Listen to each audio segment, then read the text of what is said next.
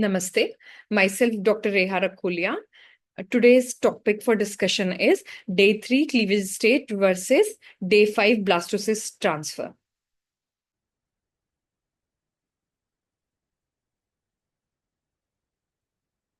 The reference I have taken it from Gardner textbook, 6th edition, 2 articles from Human Reproduction, and 1 ASRM, 2018 article. What is blastocyst? See, what is blastocyst? A blastocyst is an embryo that has developed for about 5 to 6 days after fertilization. Blastocyst. Okay, it has developed about 5 to 6 days after fertilization. At this point, it looked like a hollow ball that is made up of 2 parts. One is trophoectoderm, outer layer, which is called as trophoectoderm, which later forms the placenta. Another is inner cell mass, cluster of cell that is called as inner cell mass. This is trophoectoderm, which will form placenta, and inner cell mass, which will form fetus, later which will form fetus. Okay. Now we'll talk about the advantage of the blastocyst transfer. What are the advantage of the blastocyst transfer? First, synchronization with the female tract. Blastocyst is in sync with the uterus. Blastocyst is in sync with the uterus. Better sync with the uterus. Okay. See, if we too early transfer, like cleavage stage, too early transfer, what it will cause is, it will cause stress. It will cause stress that will cause decrease in the survival. So, blastocyst is better synchronized with the female tract or uterus. Second is enhanced embryo selection.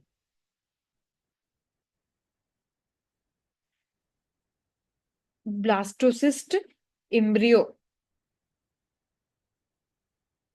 allow for better selection. Why? See, till day 3, maternal genome activation is there. Means the embryo's genome is not activated. After day 3, embryonic genome activation occur. What does that mean is, in first few days, the embryo is running on the instruction provided by the oocyte. Okay, egg means so this is called as maternal genome.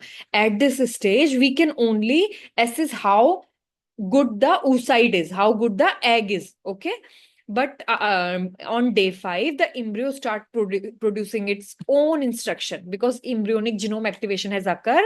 Now embryo has started producing its own instruction.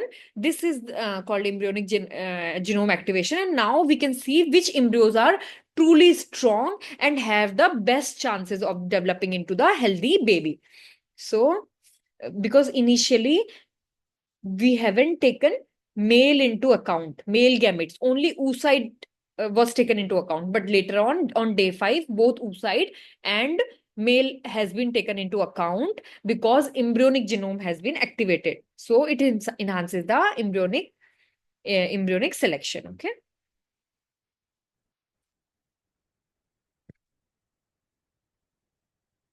Third is natural selection of viable embryo.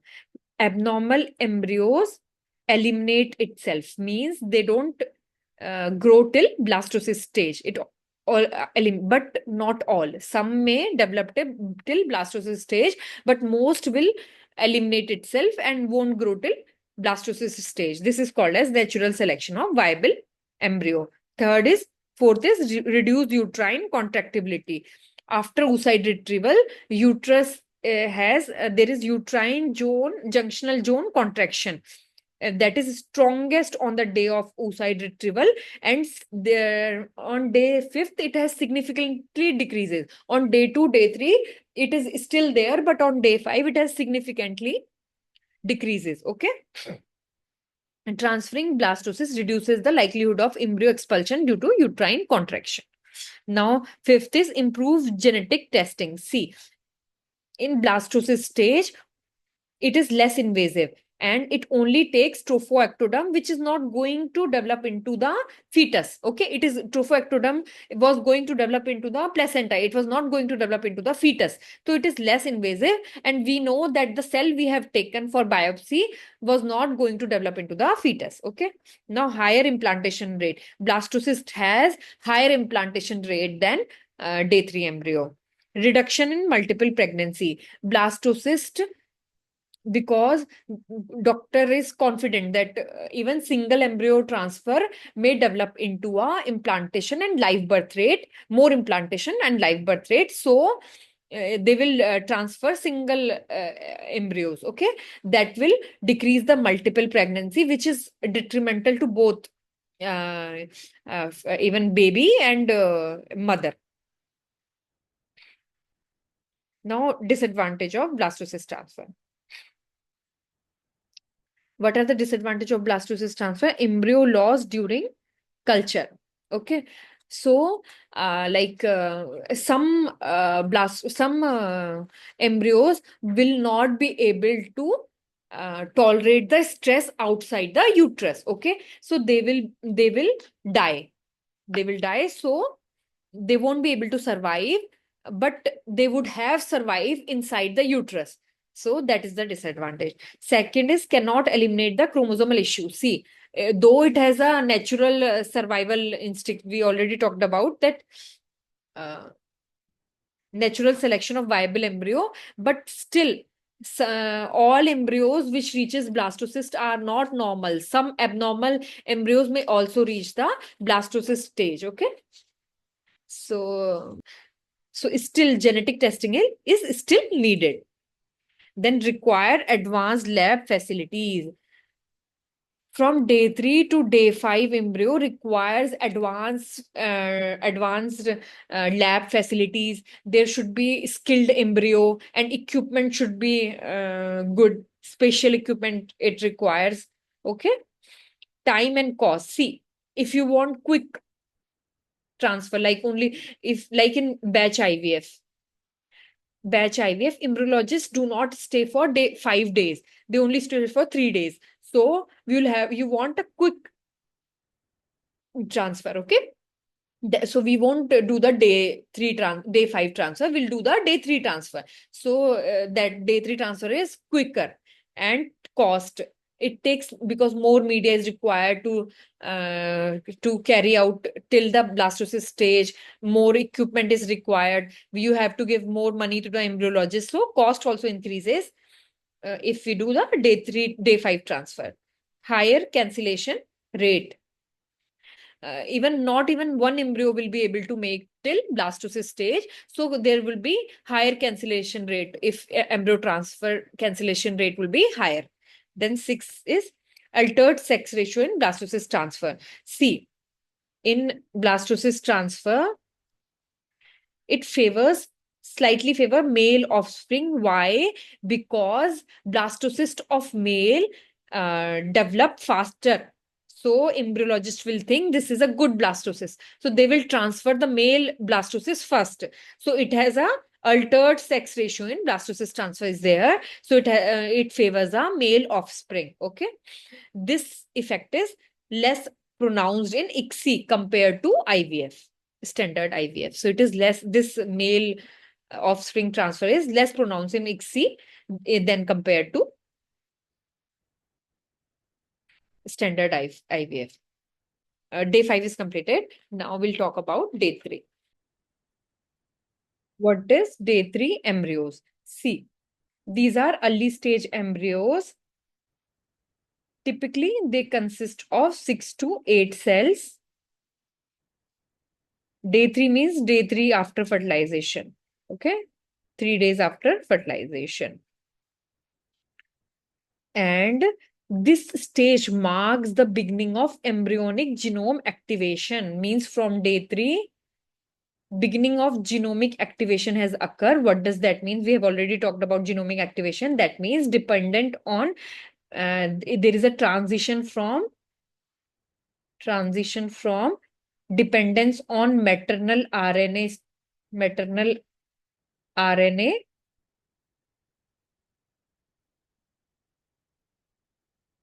to embryonic genome.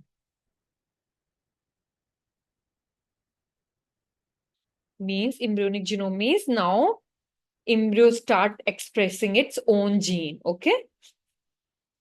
So day 3 embryo are often assessed for quality based on their cell number, symmetry, and fragmentation. Advantage of day 3 transfer. What are the advantage? First is early transfer. See, day 3 embryos, advantage is earlier transfer. So day 3 embryos are transferred earlier, letting them complete their development in the natural environment of the uterus. This can be beneficial for some patient. Okay. Now, second is accessibility. See, if the clinic don't have the advanced equipment to grow embryos to day 5, a day 3 transfer is still a great option. Okay, it's easier and more accessible. Third is larger number of embryo available.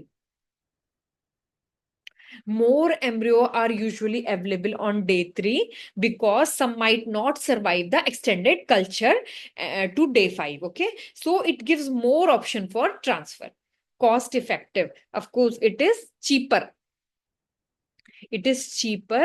Day 3 don't need an advanced lab setup. So special culture condition that blastocysts require, it does not need that. So it reduces the cost. Okay, for clinic and patient both. Now, what is the disadvantage? Disadvantage is lower implantation rate. We have already talked, low implantation rate is more in blastocyst stage because day 3 are less developed and they don't sync well with the uterus. We have already talked about this. This can lead to lower implantation rate. Then second is risk of multiple pregnancy. To improve success rate, doctor will transfer more embryos in day 3 transfer. So there is a chances of more multiple pregnancy. Multiple pregnancy is both harmful for both fetus and mother.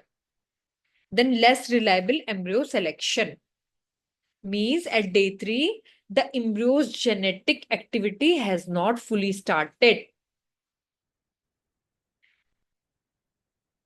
So we cannot, and on day 3, we cannot pick a healthier embryo, okay? Because genomic activation has not started yet.